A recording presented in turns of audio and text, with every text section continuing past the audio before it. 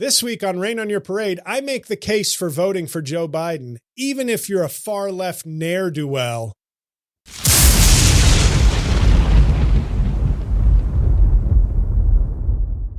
Welcome back to Rain on Your Parade with J-L Cauvin. I'm J-L Cauvin here, as always, with producer Mike. Hello, producer Mike. Hi, JL. Hi, everybody. How you doing? Good to see you. Good to see you. I'm okay. Had an interesting weekend, which we'll talk about briefly, but some big announcements, I think, that the audience would want to know about. Next week, we will be doing a live episode at 6:30 p.m. Eastern. I guess, will it be through my YouTube? Yep. Like, was that how people will watch it? Yeah. So Okay. go to the YouTube. We'll set everything up. I'll try to get it set up before maybe like a couple days before, so you can kind of join the waiting room and do all that stuff. That is dependent on how much shit I have to do before the live stream, but it will be on YouTube, and I think you'll tweet out the link and all that stuff, Yes. right? I think we'll get the link to you, but definitely head over to YouTube at what time are we doing? 6:30 p.m. Eastern. 6:30 p.m. Go to JL's YouTube, not the Slickback YouTube, although you could follow us there too. That'd be very nice. That would be nice. Go to JL's YouTube, and who's our guest? Steve Oken. And if I always asked him, could your middle initial be A so I can call you Steve Aoken? Right on. DJ Steve Yeah, I got Aoki. Okay. Anyway, he is the producer of a great documentary called God and Country. Rob Reiner is one of the other producers of the documentary. I went with the guy I know, not the Hollywood legend that I don't know, as our guest. But we're 1 degree of separation from Hollywood legend Rob Reiner. Right. That's pretty good. Yeah, that is pretty good. And we might curry favor with Rob Reiner if we move we move some numbers on his documentary. But I watched this documentary like 2 months ago, and it's great. It's about Christian nationalism, which is sort of, a topic in keeping with an election year, with Trump, with this podcast. I obviously am a very well-known Christian nationalist. Kidding. But it was a great documentary. It's like 90 minutes. And so what I figured is, because this is sort of something that would appeal to a lot of our listeners, basically in the show notes for this episode, and I'll post it on social media as well, will be a link to watch the movie. This will sound a little convoluted, and I have to be upfront with the audience too. I was going to recommend this, as you know, as an episode and have Steve on to discuss this topic and the movie, and just tell everybody, hey, go rent it. It's $5 on Amazon. But he offered to me, he says, well, they do a partnership thing where through this site called Kinema, which I'd never heard of, but they basically allow Rain on Your Parade to sort of host a VOD screening, so that at 8:30 p.m. Eastern on Monday, 2 days before the live episode, if you go to the link in the show notes for this episode, you will be able to, it's the same price as it is on Amazon. It's not like we're getting anything better, but we get a cut of the rental. So in other words, if you can't watch it at 8:30 on Monday, then just rent it from Amazon before the episode. But if you can watch it Monday evening at 8:30 p.m. Eastern, just use our link and we get a little taste. Yeah, why not? Throw us a few shekels. Yeah. So it's a great movie. It's like, I think it's just over 90 minutes. Perfect movie length. Yeah. And I feel weird doing the whole give us some, because I wasn't going to do that until I asked Steve to come on the show. Right. And then he said, oh, you could do this. And I said, well, I'm not going to, that seems twist fair. my arm. Right. It's like, it's kind of, I am, as you know, integrity is my greatest strength and my greatest weakness. And I said, but what if people think I'm a shill for the movie and not just giving an authentic endorsement? Yeah. And then I slept on it and said, screw it, I'll shill. Yeah. But I really enjoyed the documentary, and I look forward to talking about the movie and the general topic of Christian nationalism, which is becoming just bigger and bigger in this country as the nationalism plays a much bigger role in the lives of Christians in this country than the Christ part. Yeah, we're living in weird times. Yeah. So it's so it'll be in the show notes. When you look at this episode, it'll be in the YouTube description of this episode. So you'll be able to find it very easily. But I recommend the movie. If you can't make the 8:30 p.m. Monday time, just rent it at your leisure on Amazon. But if you can make the 8:30, we'd appreciate using that link. It doesn't cost you any extra, but the show gets a taste from that. So Yeah. there. But very excited for that episode. And obviously, if you're on Amazon Prime, Mike, what do you think I want these people to do? Go to my special Half Blackface and watch it, share it with friends, and give it a 5-star review. We got one new review. We're up to 33. Patrick Ewing, Larry Bird. I'm trying to get that Wilt Chamberlain 100 meme. Oh yeah, that's what I'll do when I get to. I probably won't get to. Let's be honest. You never know. I've been asking for a month. Keep banging the drum. Well, I think at this point I'm getting close to giving up because at this point you sort of go, why? Well, why not? What is it? What is it about free and taking 5 seconds that my fans just won't cross that Rubicon for me? Yeah. So this weekend, went up to my older nephew's school in upstate New York, which is a school for autistic, like kind of post-high school, that sort of transition, that very important and difficult transition period. It's a beautiful space. I haven't seen him in like a couple of months, so at least up there. And it was very nice. And it was also, it's one of those things where it's like half life affirming, half depressing is the wrong word, but they had a concert for the people. So I saw, my nephew, I went with my brother and my nephew, and then there were other autistic folks there. And then I think maybe other disabled people from the community, like not autistic, but other issues. And this very nice duo did like an hour of songs. My nephew enjoyed it. And so did several people there. But I was just watching, and it was just one of those moments where I go, what am I doing with my life? Because you see people there. Oh boy. Working there. You see some people with money doing their part to help, but you also see people whose jobs it is on a daily basis to like try to nurture and help. These people have more fulfilling lives, and really, let's be honest, put the family's minds at ease as well. Because if they're not equipped to fully take care of their child, which is a tough thing to confront, you're also putting the family at ease, sort of like we're more equipped. We have the resources, we have the training, we have people who are willing to do this as their work, as their job. And then I saw this guy walk in, and I would call him a middle-class man's Travis Kelce. And a couple of the autistic young guys were thrilled to see this guy, like he was a rock star. Yeah. And he was like about 6'5", 6'6", no hint of a Wigger accent, and looked like, if Kelce just didn't go to like a fancy barber, he just let the hair grow out, and it didn't, wasn't a pro athlete, but it was like, I looked at this guy and I said, you're the middle-class man's Travis Kelce. And these guys were just like, yeah, like very excited to see him. And I thought, is that what I should do? Like, for the adoration I'm seeking, maybe comedy is the wrong thing. I'm a big guy. I'm taller than this poor man's Travis Kelce.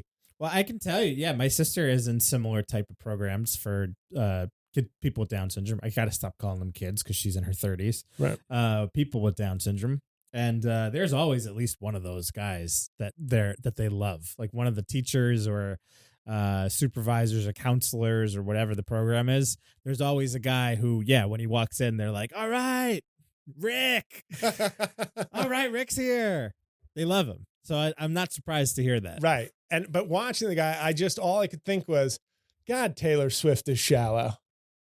Yeah, sure.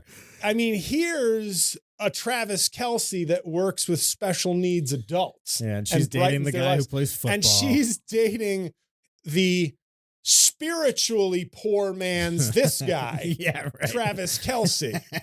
And I just thought, this is the world we live in. Yeah. And you know what makes this guy a good guy? I'm the one projecting the bitterness onto him. Yeah. He seemed to be glowing and warm and happy to brighten the days of these folks. Living his life. And so we went to the concert, brought my nephew back to his dormitory. We left. And then on the way home, we saw a deer hit by a car. Oh, no. And you saw it actually get hit by the car? No. We were less than a minute maybe behind. Ugh. And then as we're looking, even worse. The deer was just sitting there with his busted hip, blinking, looking around. And I was like, that deer's not dead. that deer is like probably shutting off into like, kind of a shock mode of like, oh, shut down, sit here. And cars were just and I just thought, what is this world? What is this world? I could tell the vibes were a little weird when you came in. Oh, I've been having a horrible life. I've just been I've been up since 3:50 a.m., which got no sympathy in this room. Because you tried to, what do they say when you try to compare? One up? Tried to one up for sure. But I was just bitching about the fact that I've been here since 9 a.m. Well, can't you greet me like I'm poor man's Travis Kelce? I know I'm the biggest guy in Slickback Studios. I walk in here, it's like, yeah, no more radical left chicks. It's now my giant centrist buddy. Let's go. But I think I leave my apartment. By the way, I'm going to see somebody on Wednesday. Finally, I got the appointment with the psychiatrist. I might as well just hand him my paycheck from the week. Yeah. And be like, here you go. Let's cut out the middleman here. Yeah. No need for this to go to a bank. Yeah. Yeah. And see about some antidepressants, but I don't want to leave my house. And I just look at Cookie, my dog. People who don't know, I look at Cookie and I just go, why would I want to leave you? Mm-hmm. You're just chilling here. Yeah. Like I just want to sit here and pet you and I don't even need to turn on the TV. I'm depressed, right? Maybe. Maybe. Well, we'll see. But having the comedy, it's amazing that I could be depressed when you look at the career I've had. But yeah, so the most important thing is for everybody. And I'm talking to the people who are, our base. I feel like I wouldn't recommend God and Country to you if I A, didn't think you would like it. And is B, that where we're going back to? If it wouldn't enrich the show. Well, I'm wrapping up the intro. I wrote down half blackface, check. God and Country, check. Nephew, Travis Kelce, check. Oh, and shows. I'm in Washington, D.C., June 28th and 29th at the D.C. Comedy Loft. So please get tickets to that. There's no reason on God's green earth to wait until the last minute, because what that does, I think my fans like me the way people like veal. Okay. It's like, I like my meat young and terrified. Yeah. That brings out the flavor. Yeah. And like it's tender. With me, it's like, I don't want JL to have a day where he goes, oh, sweet, I can fucking mentally prepare for these shows knowing that we sold a bunch of tickets. They're like, buy the tickets at 7:58 p.m. In fact, no, buy them at 8:03 and walk in late. just so he's backstage going, this is going to be fucking terrible. I can't think about my set. And then when he finally realizes he has a crowd, he'll have all of 90 seconds to organize his thoughts before going out there. So no reason to hesitate on those tickets. I'm doing a fundraiser for Biden, a fundraiser for Biden on July 7th at the Stonewall Inn. Are you really? Ally. That's impressive, JL. Yeah. I think it's a fundraiser. I got to tell Ronnie. Well, I think it's a fundraiser. Or maybe I'm supposed to just go in the leather mask and be Gimp for the night. Yeah. Maybe. That'd I don't be more know. fun. Maybe. Yeah, I think so. But yeah, that's July 7th. That's on minimum donation $50 to get a ticket. Okay. But it's a good lineup. My friend Adam Sank put it together. So those are your two shows coming up, DC and New York. Stonewall, if you don't know, is a landmark gay bar. Mm-hmm. Just, in case there's a few of my fans are, I'm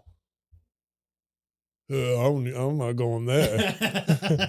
I like your comedy, bro, but I'm not going to the Fanuc bar. Yeah. And on a Sunday, bro, so I'm supposed to leave my Gumar's apartment, go home, go with the wife to church, go to Sunday dinner at my ma's, and then you want me to leave early so I can go to some gay bar to watch some Biden fundraiser. Although I will note, we came up in this week's Mike Coscarelli Rules. Stonewall at one time owned by the mob. During the actual Stonewall riot, the mob and the gays were just like this, simpatico. Well, watch yourself, Mike. Watch yourself. I wouldn't, you see what Mike did? He said they were like this. I don't think so. I don't think this. And they remember the Sopranos, what they did to the chubby guy who was, taking it in the rear. Yeah. So anyway, I don't think I'm going to Stonewall, but, you want to see J.L. raise money for Biden? Biden, please. All right, guys. Well, that was Vinny. And get the hell out of here, Vinny. We're going to talk, Vinny, kind of a good segue.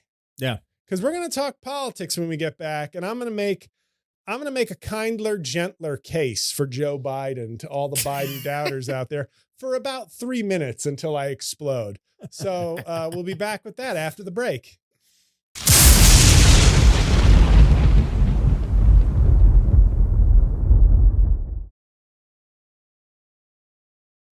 And we're back. Mike, how was the break? My favorite part of the show, as you know. It really is. It's not my favorite because I feel like a prize fighter just sitting in the corner ready to go out there and start throwing haymakers again. And I have no control over you. Yeah. You start Don't spieling. go for the knockout. Just win on points. Shut the fuck up, Mike.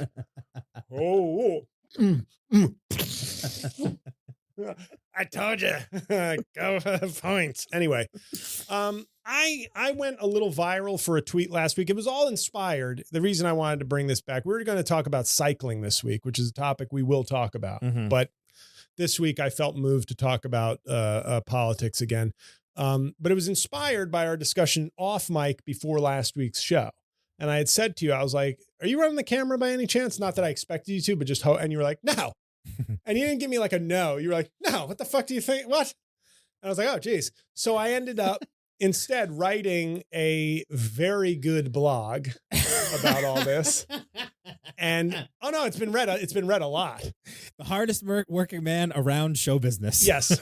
And then I posted my tweet kind of attacking the sort of like I won't vote for Biden folks. Yeah. And it got seen by over 1.3 million people on Twitter. So it was a good one. And I thought, you know what? Some of the people have been saying, you're not going to win over any converts by attacking and shaming. Mm-hmm.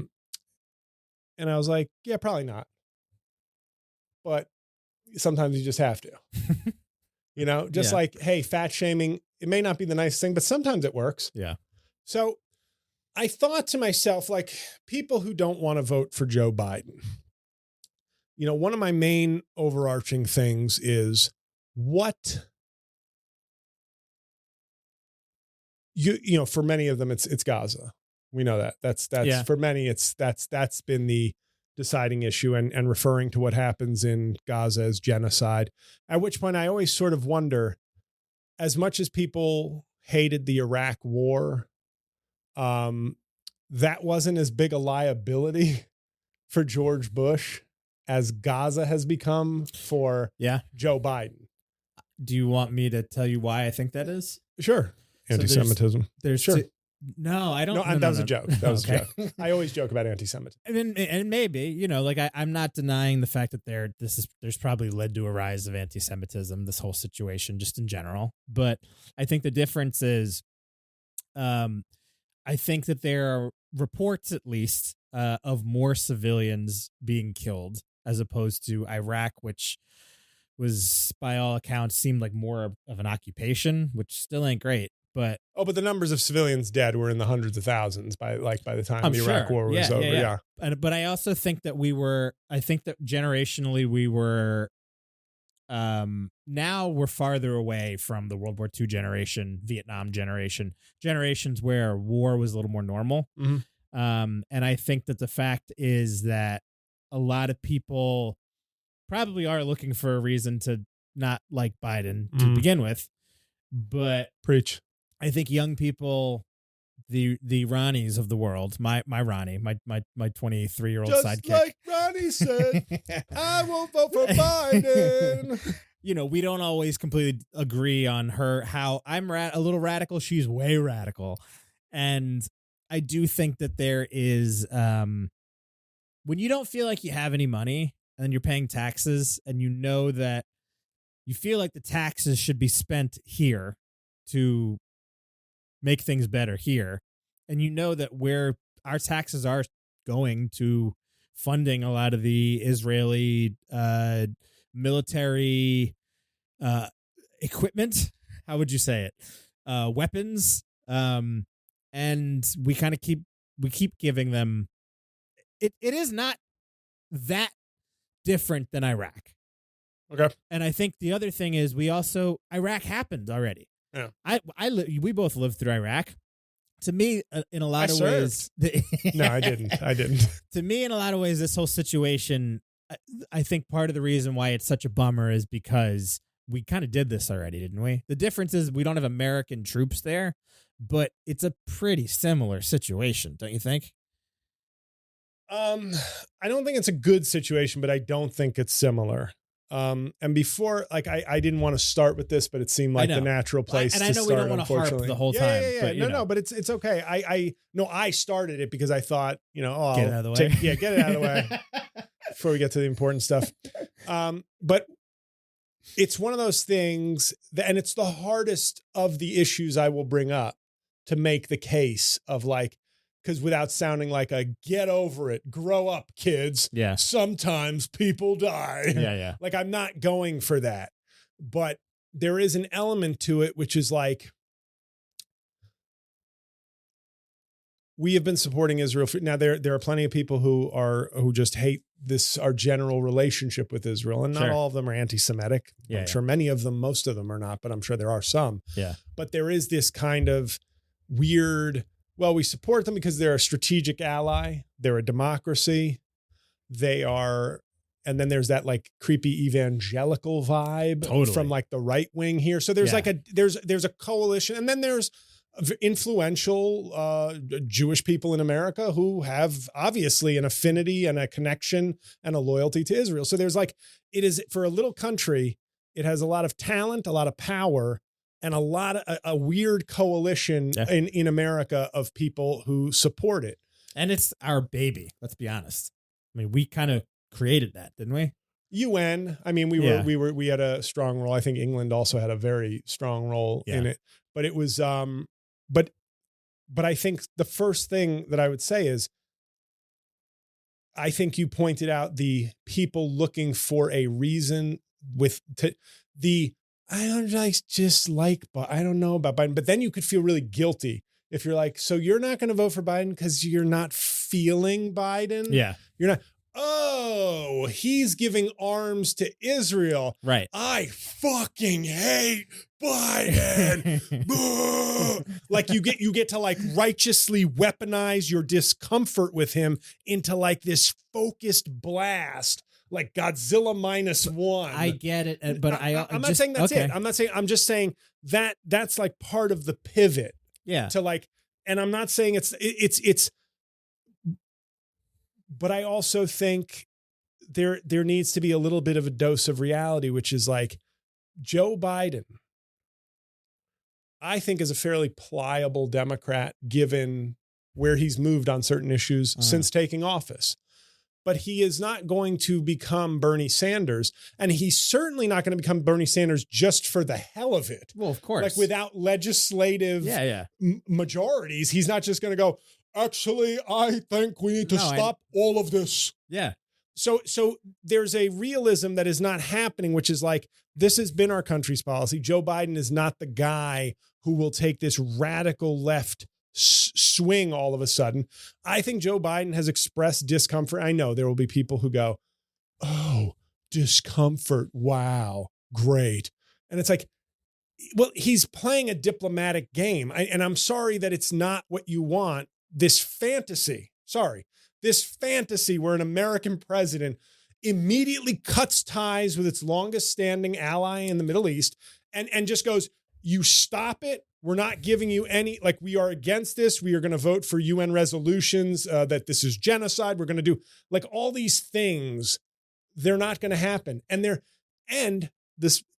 last point of this, I'm not saying, and I think the protesting, much like our government, just inches forward instead of taking maybe the big leaps, climate change being one of the, instead of taking big leaps that we need, the best we can usually hope for, especially under this political climate, is little inching forward of progress.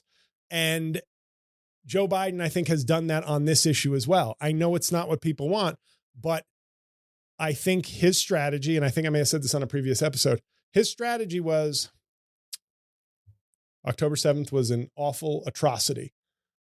Israel is our long-standing ally, and I'm basically as old as Israel. So my political career has come up with most of the major world events that have taken place in Israel. Sure.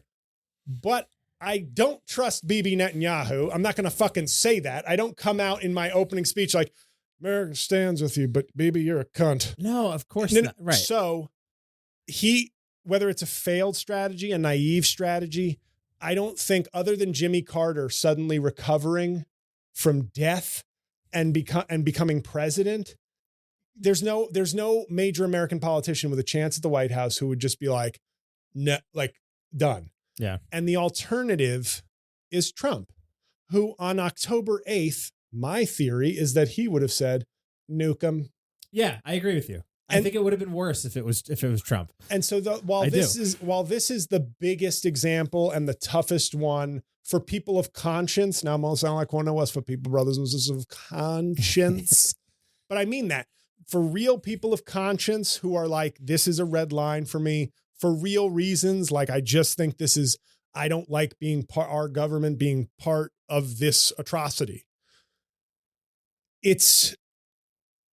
I think it's one of those things where I go, Biden is your worst, best hope in this situation, in this climate. Like, I get it, but I also think that sucks. And yes. I think that there isn't that kind of the point of having a vote? It is doing something, either even choosing to do nothing with your vote. No, of course. And you can do nothing. I preface this also by saying that I am not sitting here saying that I'm not going to vote for him, because I agree with you in theory about all of this stuff. Right. But being the conduit and being the middleman between the younger generation who I'm hearing and I frankly understand, right, and the people that are like your generation and a little bit older, I know that there's the middle ground is where we have to land and should land and everything. But I would argue that Trump will not land us in the middle ground. I agree. Like he will push us out of even if we're at a bad part of the middle, like the 20th percentile, yeah. Trump will be like 0. Yeah. And my question, and I wrote this in the blog that you scoffed at earlier, but I had said, now a Trump presidency, what is the number of lives lost due to Trump being in office rather than Biden? What's the critical mass that makes a left-wing progressive go, okay, now I think I do have to choose the lesser of two evils, as I might think of it?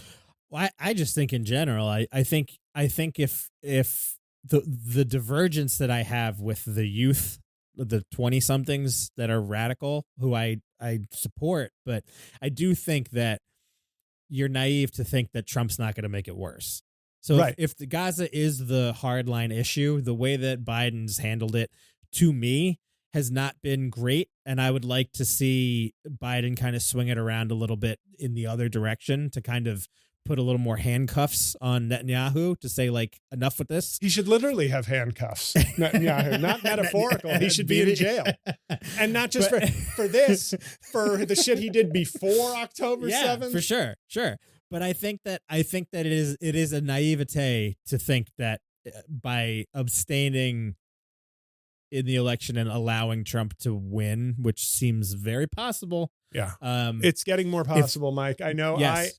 I was very strong in no, Mike, it's not happening. Now I'm more like, can I bet Chris Kreider to score a goal? I told you this months ago. To win. Can I get that parlay? I told you this months ago, and I couldn't figure out why you were so confident that it wouldn't happen. And then I think that the thing that flipped you was seeing that he got convicted, and it seems to have not mattered at all. It's only empowering his people. But what bothered me really, you're right, but it wasn't the empowering his people. It was that it didn't matter. Yeah, it didn't matter. That bothered me. Yeah. Because he's doing Logan Paul's podcast. He's, right. You know, we're now, he's signed a Prime endorsement. Right. Yeah, it doesn't matter. But I bet he's got 100 comments on his special. Yeah. 100 reviews. Hey. It's one of those, before I'm going to get to like broader topics. I want to go through sort of the American political process. Yeah, go ahead. Which is, but to me, it's Joe Biden is the best you're going to get in this country. Yeah. Like that is, and I know it, but I need like when people say things like they should nominate better candidates, you know, okay, maybe we'll revisit Gaza, but I want to get to this because there are so many different topics and I'm speaking to progressives. Take it as a sign of respect that I'm talking to like young, angry progressives, even though they won't listen unless you give it to Ronnie. I have to hand it to them. Oh, okay. And they'll go, what's this? Who's this old guy? Grandpa. But the MAGA people can't be, you know, they're like Michael Biehn in The Terminator when Kyle Reese is saying, they can't be bargained with. Yeah. They can't be reasoned with. Yeah. They just won't stop until you are dead. Yeah. Yeah. Yeah. That's them. So we're not talking to them. But for every progressive issue you care about, Trump will be worse. Yeah. Every single one. And my question is, what critical mass of death? I need to speak in stark terms from climate change, from criminal justice, right-wing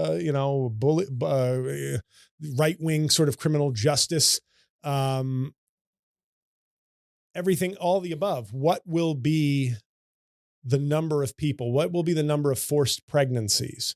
What will be the number of additional Gazan deaths? Yeah. The leash, the handcuffs off of Netanyahu. At what point do you say, I have to save some lives? Because the world is an awful place and the Middle East is one of the most crazy. And what is the number? When do you get to the point where you say, I no longer can be righteous, seeing that my abstinence from this process, which I'm doing to prove a point and to make a statement, is going to cause additional harm. It's not going to stop. Is punishing Joe Biden symbolically? Joe Biden will be fine. Joe Biden, worst case scenario is he takes a pack of Viagra, fucks his nice looking older wife, and is no longer has to deal with being president and can look after his son with his drug addiction and like be a family man and be dead in like a year and a half. He's a super octogenarian. He's going to, I hope he lives till a fucking 105. He's not going to survive this presidency if he wins again. So what I'm saying is like this, I'm punishing Joe Biden. I get you. That is cutting off your president to spite your country. Yeah. Well, and the other thing is, I mean, if you look at the other really big issue that I think is on the ballot is abortion. And I mean, if Trump gets in again, you would know this better than I would. What are the chances that we have like a almost 100% Republican appointed Supreme Court if that happens? Oh, I mean, Clarence Thomas will probably retire. Yeah. Which means he'll appoint like a 28-year-old, like self-hating black guy. He's going to be on the court for 900 years. I've appointed Tim Scott Seaman to the Supreme Court. And then maybe, you know, you have to wonder about Kagan and Sotomayor. Mm-hmm. Sotomayor is diabetic. Yeah. I don't think it'd be 100%, unless, of course, he just authorizes like the execution of like, you know, the judges. Dissolves the Supreme Court. Ketanji Brown Jackson will be, you know, a chocolate chip in a racist sugar cookie for the next 20 years if Trump gets back into office. But truthfully, how bad could that majority get? Well, no, it's as bad as it's going to be. Like in terms of like, so it can't actually get worse.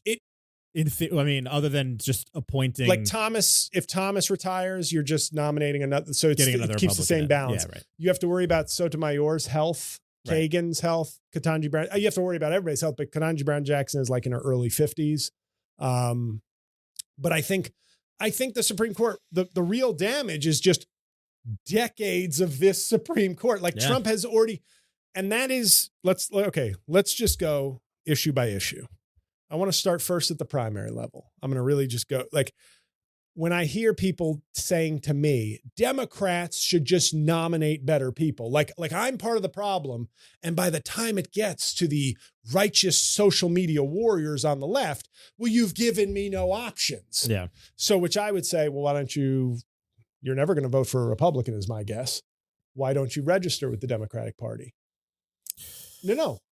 And there's the first righteous stand for fucking nothing, which is, I'm not joining the Democrats. Well, then shut the fuck up. The people who've opted to be Democrats are going to pick, because a lot of these left-wing people who'll be like, I'm independent or I don't vote, they would never vote for a Republican. So they're always looking for you have to give me the Democrat I want while I abstain from this process because I'm holier than thou and righteous. But JL, don't you think it's funny that the Republicans get the Republican that they want all the time? Yes. It's not weird to you that how often do you talk to a person who's a Republican and they go, I don't really love him, but I'm a Republican. I'm going to vote for him. Trump in 2016, to be honest. Then they fell in love with him because... But not now. Not this election. Well, the problem is the Republicans who really don't like him have kind of left the Republican Party. Yeah. But the ones who are still there are like, gay. Right. So, this was something Kuby said to me. Ron Kuby, my mentor and a lawyer, he would say when I was working on his radio show, it was during the 2016 election when all this chaos started, he would say, Republicans know how to win, but they don't know how to govern, and vice versa. Democrats know how to govern and don't know how to win. And I think there's so much truth in that, because if you look throughout sort of the history of modern American history, at least, there's very few Democrats that I think you could really get excited about. And I think that matters. I know that we're looking at this as like through like the practical lens of like, you don't have another choice and this is the guy that's going to do the worst. But it would be nice for once to not have to vote for the lesser of two evils. And in this case, I know he's a sitting president, but I've said on this show before, I think the strategy all along for the Dems had to have been Trump's going to be in jail. What difference does it make? Where I think that they probably should have known better than to just I know he's the president, and I know that there's not a precedent is there a precedent for it? I don't even know if there is. I mean, LBJ stepped down because, tens of thousands of American youth were dead in Vietnam and he lied about it, Right. So, that used to be the bar yes. for a hugely successful domestic president. Hey, but we won't stand for this. And he was like, I'm not running again. Right. I will not. We were all in agreement that lying about like a war was bad. Right. Okay. But then who comes in? Nixon comes in because that's the election where Bobby gets shot. Right. Mm-hmm. So Bobby's the candidate everybody's excited about. And then who ends up running against Nixon? Was it Humphreys? It was Hubert Humphrey, I believe. I mean, that sucks, Yeah.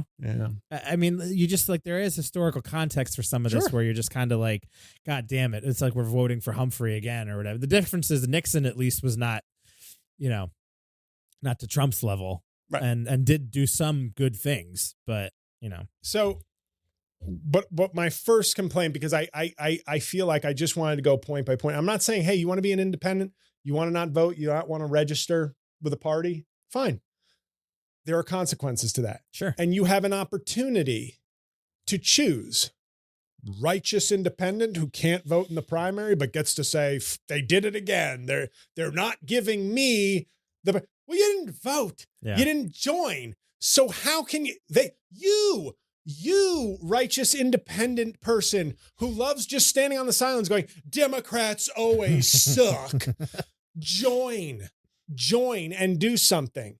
Like that's the thing. We both know, just like libertarians always magically vote for like the Republican 9 out of 10, 99 out of 100 times. Like, hey, I'm not a Republican.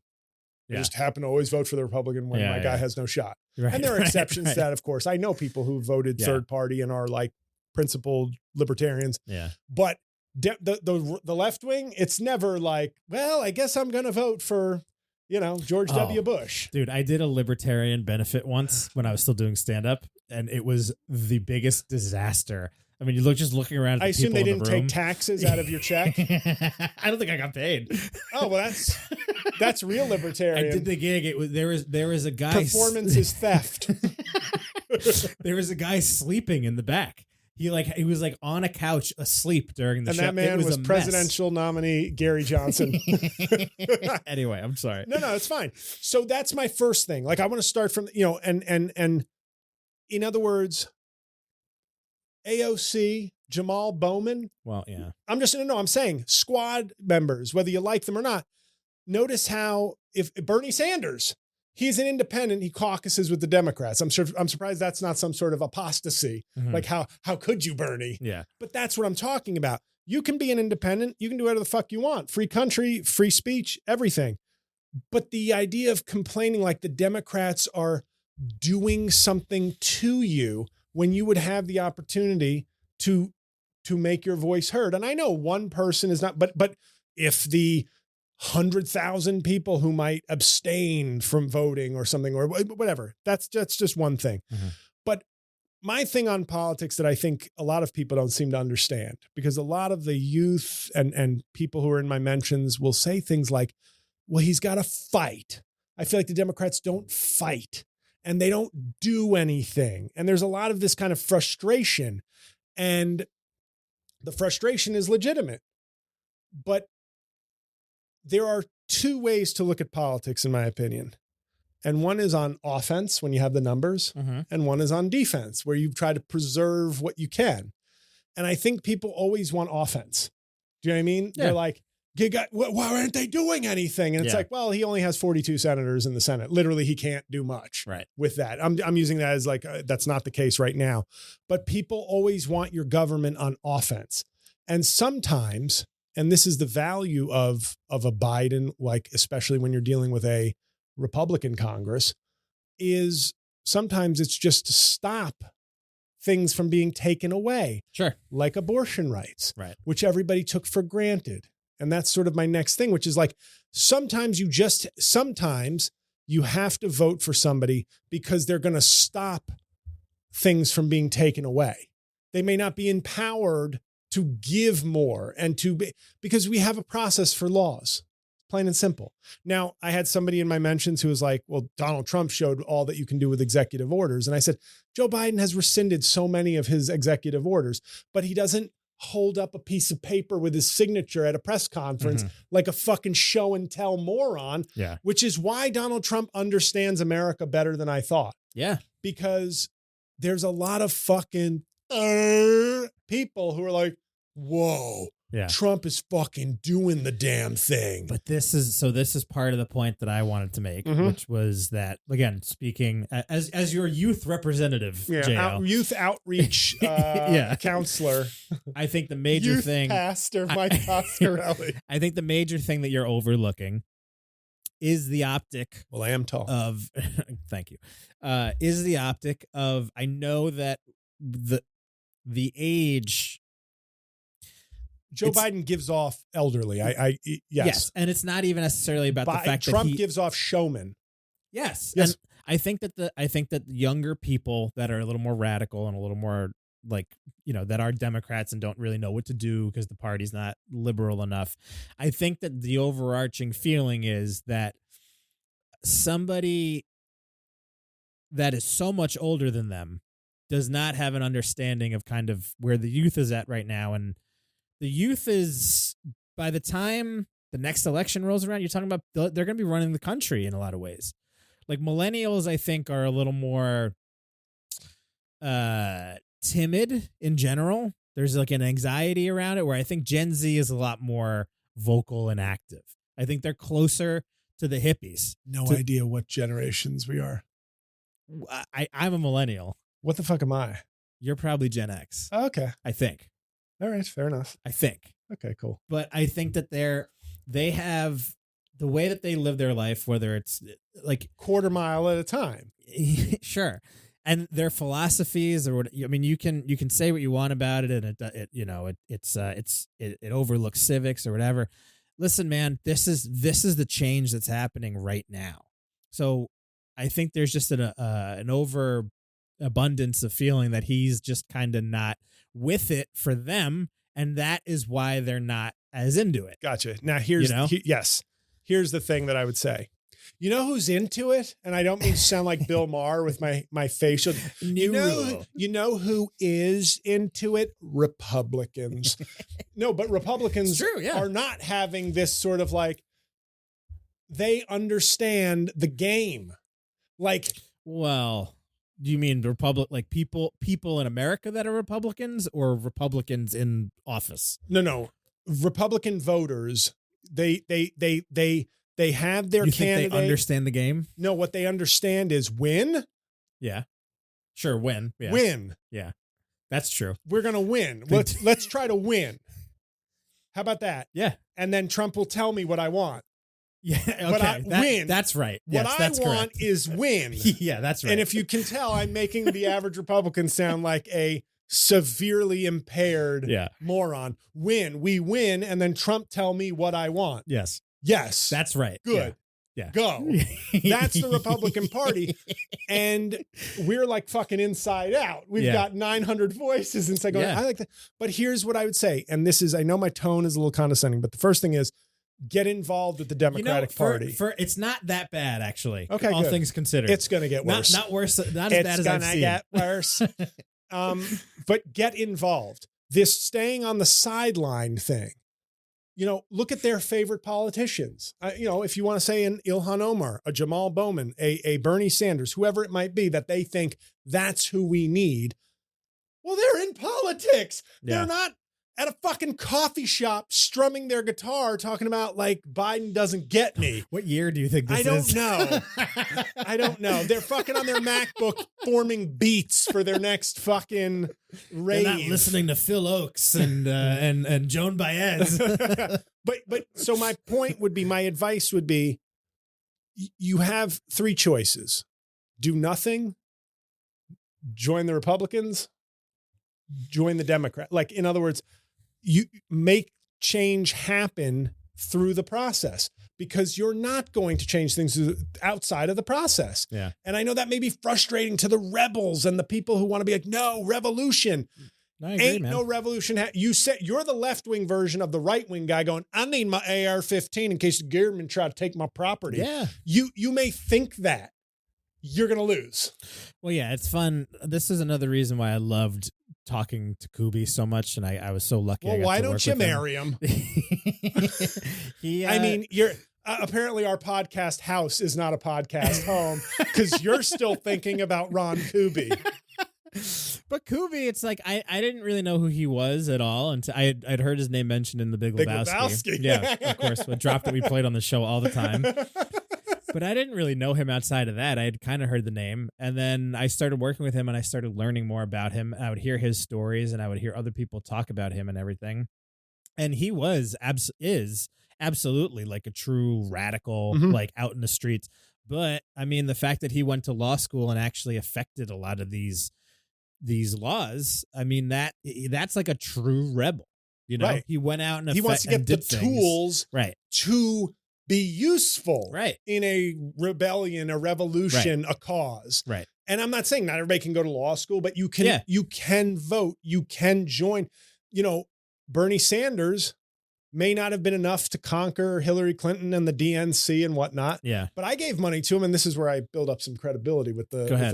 Talk your shit real quick. I gave money to Bernie Sanders in 2016, even though I voted for Hillary, because I liked his message. Yeah. I didn't think he was a realistic candidate to win the presidency. Yeah. But I did like, similar to the way I feel, it may not be enough, but protesters and people voicing their concerns and voting to abstain from primary votes. I think Biden is very aware of this and has done what he can. He's not going to become a different person. He's not going to develop a 180 approach to Israel and foreign policy. No, I know, yeah. But it has changed him. Now, if it's not enough, as it isn't for many people, I understand that. But don't tell me, I'm not telling you not to protest. I'm not telling you not to shout and disrupt and do these things, as long as you're not fucking anti-Semitic about it. Agreed. But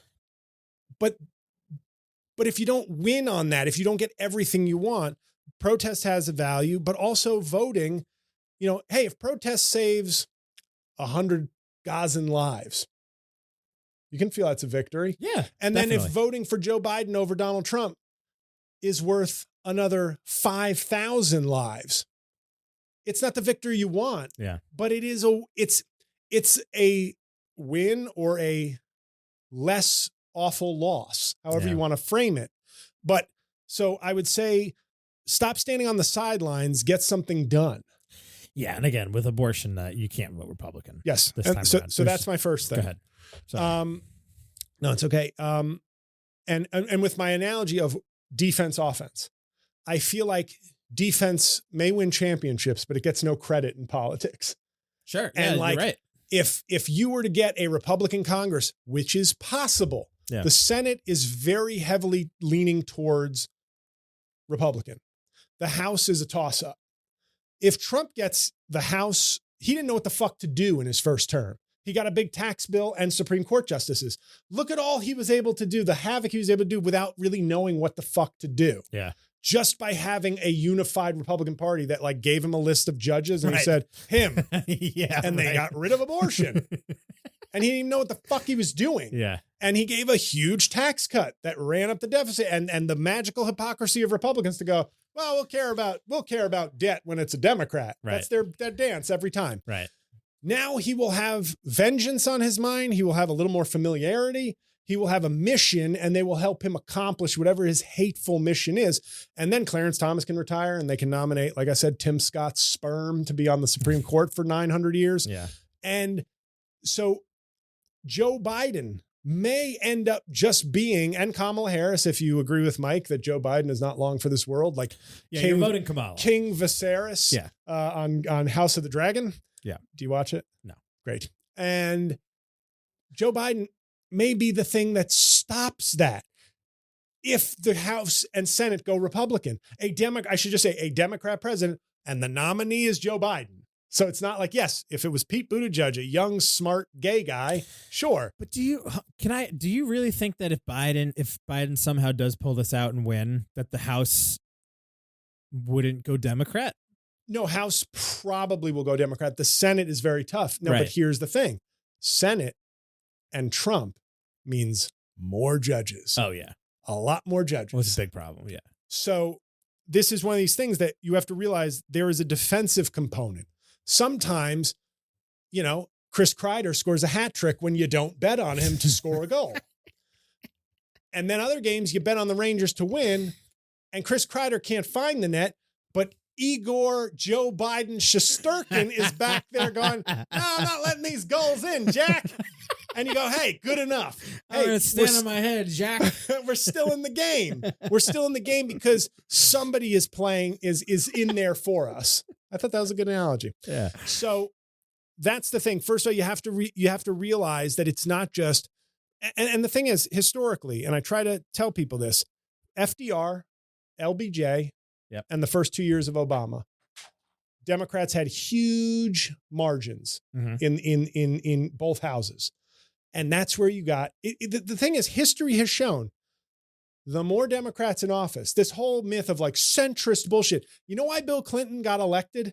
Because he could win. Yeah. Yes, you could have not. I told my mom in 92, I remember I'd read Al Gore's like Earth in the Balance book in 6th grade. And I was like, the environment's very important. And I told her, vote for Jerry Brown. She was choosing between Bill Clinton and Jerry Brown in the Democratic primary. And she came home and said, I wasn't sure. So I voted for Jerry Brown because you like him. Because he was the left wing former governor of California. And then I think future governor of California. But I liked him more. And I was young and idealistic and just knew a few things. And I knew he talked about the climate the most. But Bill Clinton won 2 elections. And yes, he brought dreaded centrism and, the triangulation and yes, he sold the deregulation of the economy was bad. But I think JL, I think the difference, another thing that but he won, they hadn't won in 12 years. You're like a classical Democrat, which I'm here for and I appreciate. But I think that what's happening with history, with the last couple of Democrats, I've said this about Obama too. Obama, I don't think has proven himself to be kind of a sketchy guy. It's just kind of disappointing that he essentially left politics to be. But well, that's a new bit, by the way, that was inspired by our talk here, where I just basically do a thing where I go, I love Obama. I'm a big fan. Yeah. Biracial lawyers gotta stay together.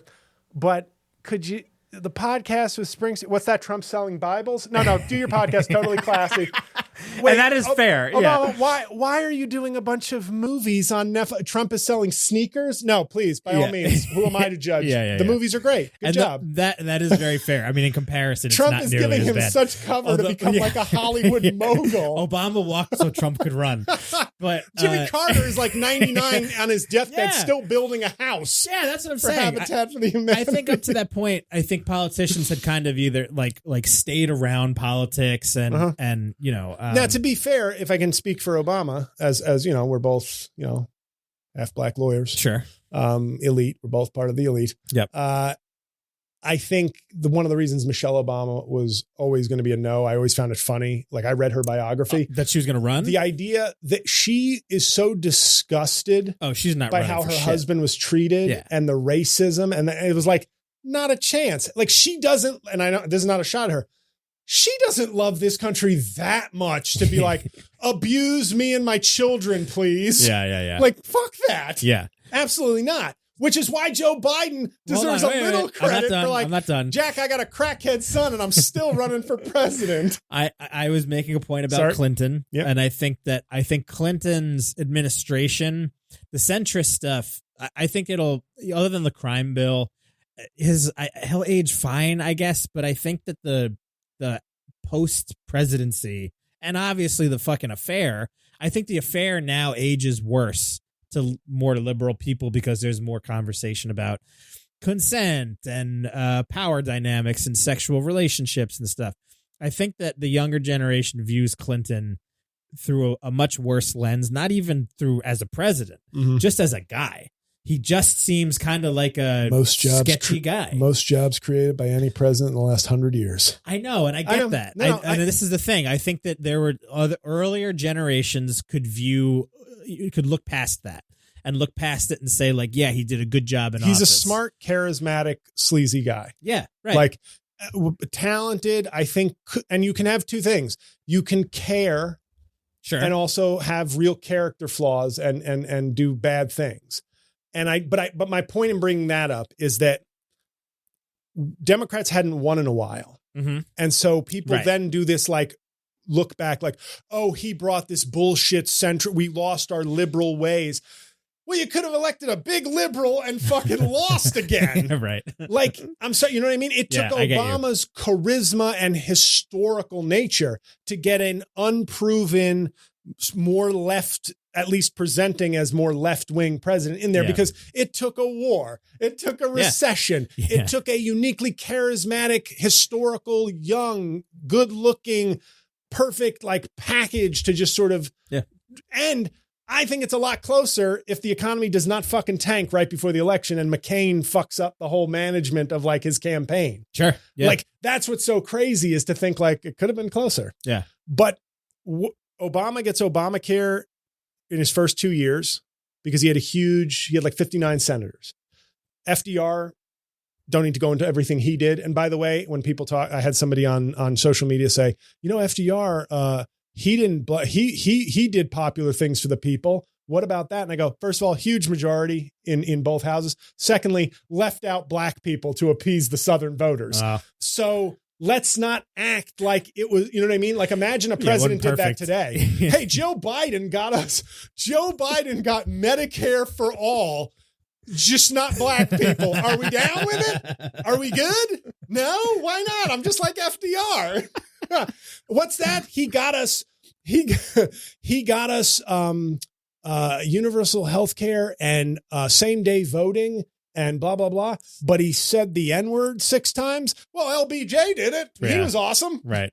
So it's this idea of, like, huge majorities in history in the last 100 years. When a Democrat has a huge majority, progressives need to realize they go more progressive. Like, this idea of, like, Democrats just want to sit there and be like, I'd like to do the bare minimum. and that's it. Yeah. Well, that's what Joe Biden had. Joe Biden did a lot for a 0 majority in the Senate. He had a 50-50. Kamala Harris set a record for like most votes in 2 years as a VP. You give Joe Biden 55 senators, they'll fuck over the filibuster, at least for voting rights. I guarantee it. It was Joe Manchin that wouldn't allow that shit. Joe Manchin and Kyrsten Sinema stopped police reform bill, the George Floyd like policing act. Yeah. Stopped childhood tax credit, like that, which helped cut childhood poverty. He wouldn't do that. And like voting, you could have a comprehensive voting rights bill, which then will begin the process of making us more democratic and more responsive to the voters, because the system is antiquated. But you cannot, especially the left, if the right wants to have an armed rebellion, they have a shot. I don't think they win, but they actually have a shot. The left does not have an armed rebellion in it. No, so there's no other, you have to work with the process. But if you work with the process, history shows, recent history and long-term history, the more votes Democrats have, the more they do. Yeah. And that's the thing I try to tell, because they're like, they don't fight, they don't do anything. We have a fucking constitution. There are rules. There are rules. And even Trump, as much as he tried to fuck them over, had to stay, he might have bumped like a bowling ball. He hit the fucking bumpers a lot. Bumpers. But at least for his first term, even he was somewhat constrained by the courts. But he wants to remake a lot of that. He can flood more of his judges, et cetera. So it sounds weird, but I'd be like, get involved. Complaining will accomplish nothing. It just won't. I mean, it makes for great podcasting, if I do say so myself.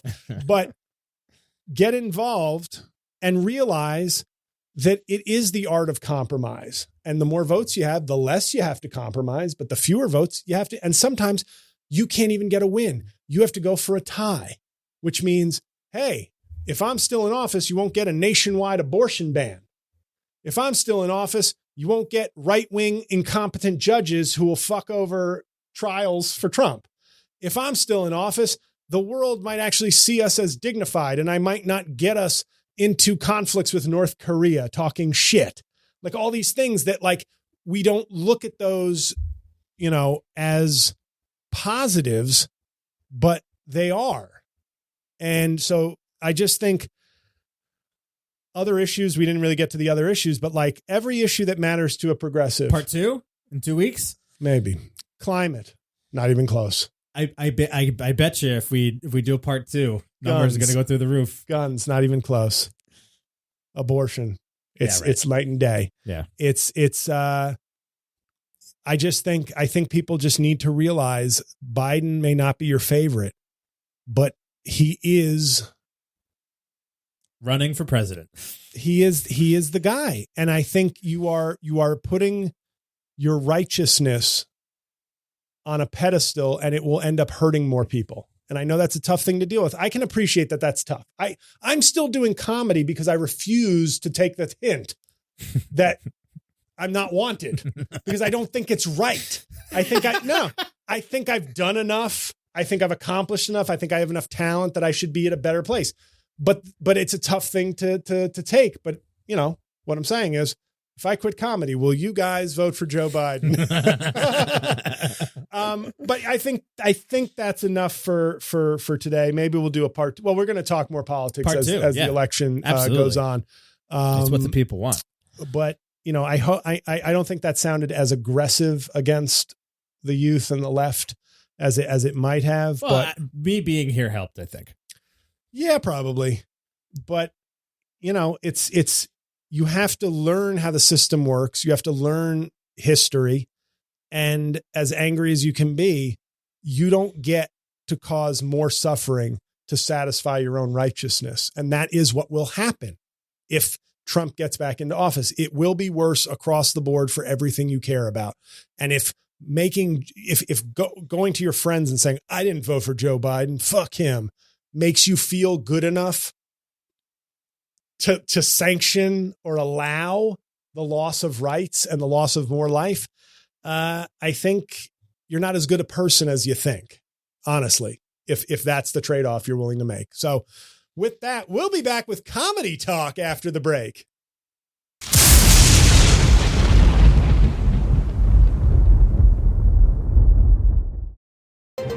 And now, from the Slickback Studios newsroom in Williamsburg, Brooklyn, here is Scott Pelley with a Rain on Your Parade special reports. This is Scott Pelley on assignment from 60 Minutes with JL's Punchdown of the Week. JL wrote on X, Mike, formerly known as Twitter. Yes. Caitlin Clark killed Jerry West so she could become the NBA logo. And a person wrote, and I have to be honest, Mike, I think this person might have been gunning for a Punchdown of the Week because this is appalling. They replied, actually, it was a conspiracy between the NBA and the WNBA. Oh, wow. Mike? Thank you, Scott. Always enjoy having Scott here. His dulcet tones make me feel good. And JL, you're back. Yeah, well, I know, but Scott knew this was like, he was like, this isn't one of these goofy episodes that I have to like interrupt. That's it was why like, we needed him. This is a gravitas. meaty, this is a gravitas episode. After the Travis Kelce humor up top. Right. That was enough. But I, that was obviously a little bit annoying for me because I was just like, I don't even know what you're suggesting. I was doing the thing like all the hype about Caitlin Clark. I was just taking it to the next level. Sure. And that person said it was a conspiracy. And maybe they thought they were, it felt like they thought they were punching it up. And no, it was a punch down. Yeah. Whatever he hits, he destroys. Okay. So what is this? I'm looking for the special. I watched a special on Max. I don't like calling it Max, even though that's its official name now. It's HBO. It's HBO. Yeah. I just don't understand why it's just a very strange thing to get rid of. Yeah. What is the name of her special? Why do I always do this? Okay, here we have it. Now, there was a new special from a comedian that I do. I know her from her show Hacks, which I'm a big fan of. Hannah Einbinder. She is the co-star of Hacks. Jean Smart is the lead, and she's kind of like the co-lead. Yep. And I really enjoy Hacks. It's a really funny show, a really good look at stand-up. I guess if you succeed, the frustrations of being a successful stand-up comic. Joker is a little closer to your life. It's a closer to my life. Joaquin Phoenix sort of captured where I'm at, minus the fact that he actually gets fans at the end. Right. Like if you take that away, right? Murder and fans. If you remove that from Joaquin Phoenix, it's basically my life. I'm thinking of suing Todd Phillips and DC for a story that they created 80 years ago. Yeah, this might be like The Shining, where it's like he was always at the Overlook. Yeah. Was that the name of the hotel? Yeah, Overlook? Overlook. Yeah. Well, I watched her special because I was curious. I was like, and I saw somebody on Facebook say it was brilliant. And brilliant is always a little rough. Because brilliant can sometimes mean like, a very nice theatrical, showy special. It may not mean funny. Yeah. Like the first word I look for when somebody reviews a comedy special is like hilarious. That's like, and they may be an idiot and wrong, but at least I know their mind is where I want it to be when evaluating a special. Sure. Well, I watched it. It's called Everything Must Go. It's on Max. And I did laugh twice during the 50 minutes. But it was very theater, very like lights, and I'm doing characters. And that makes me uncomfortable because it's veering into improv, right? It's like 70% improv-y. But you love theater. Yeah, when it's scripted and good, not when it's like I'm abusing this, like the stand-up stage. It's a bait and switch. Yeah. The stand-up stage is like, all right, stand up, and then all of a sudden you're like, wait a second, is this like one woman show improv? Get off me! I don't consent. I don't consent to this. Get off me! And that's what it felt like. And it's not that she is a good actress. I like her in the show. It was like too theatery for a stand-up special. I did laugh at a couple things, like little moments that were funny, but I think if I'm going to sum it up, and I don't mean to offend anybody with this, but the vibe was like the vibe I get when you see like somebody performing in front of like a very left gay and gay ally audience where like everything was like, woo, yes, woo, yes, yeah. And it's like, is this funny? If you don't like that, I got some bad news for you about your Stonewall show. No. I have seen somebody else's show at the Stonewall. It was called The Glory Hole, and it was wonderful. No, but it's like, you don't think they're going to love my Mike Pence material when I go there. Yeah, that's probably true. Oh, yeah. hell They yeah. I'm going to run that. I'm going to fucking dominate. They're going to be calling me Harvey Milk up in that bitch. I'm going to run it. But it was like, do you know the vibe I'm talking about? Yeah, where it's like, yes, we love, but it's like it's not like laughter. It's more like, yes, go girl. Yeah. And I was like, this is just confident, artsy improv. And I did not like, it was not good stand up. And but hey, if what I'm describing, if you're like, I don't like traditional stand up, I like a little more, kind of theatery, one woman showish, goofy, offbeat, off Broadway theater humor, it might be for you. But when I watch a stand up special, I'm like, give me the stand up. And this was not it. So that's it. That's your comedy talk for the week. Mike is, he's mindful right now. He's really trying not to give me the whole, like, get the fuck. I appreciate that. I feel seen. I feel welcome, even if I'm not. You are. Oh my God. Everybody. Always the fucking victim. Everybody. I hope you liked this episode. Share it. Share the episode. Get a friend involved. Bring a friend to the Rain on Your Parade community. Yes, please. And please go to the show notes. Sign up for that screening of God and Country. I'm telling you, it's really good. If you can, use our link and watch it at the prescribed time. But if you can't, watch it at your own leisure on Amazon. But that's an easy way. If you're going to watch it, you can support the studio a little bit, right? By watching our link, and then live show. So you might be able to maybe ask some questions of me or Steve during the episode. Yeah, we'll have phone lines open. We have to just kind of figure that out. Oh, wow. We nice. need a burner phone. We'll figure that out. So that will be, what I say, June 26th, 6:30 p.m. Eastern. And the movie is 8:30 p.m. Eastern. And the link will be in the show notes and on the YouTube description and on my website also on the calendar page. So that's it, everybody. I know, Mike, if you want to make some general housekeeping announcements. You guys have been really great about going on to YouTube and leaving comments on the show, interacting with the content. It really helps us. It kind of helps game the algorithms. I've seen some comments even come in that just say, I'm just here for the algorithm. It's very nice of you guys. That actually means a lot. If only you were there for Al Gore, right? We might not be here. That's right. Anyway. So get over to the YouTube and subscribe, leave some comments and interact with the video. We appreciate that. And if you're a YouTube watcher, go over to wherever you get the audio version of your podcasts, be it Apple, be it Spotify, wherever. Yeah, we're a little stagnant on the podcast, the audio reviews. Yeah. So leave a review and just listen. I think anytime you can share this show, whether it's audio or video, it's incredibly helpful. So we appreciate that. And, that's really it for the plugs. What else you got? Anything? No, that's it. I hope to see some of you in DC. Hope to see and hear from many of you on the live episode next week as well. Appreciate you listening, watching, whatever you did. And if you can share it, great. And I will see you next Thursday.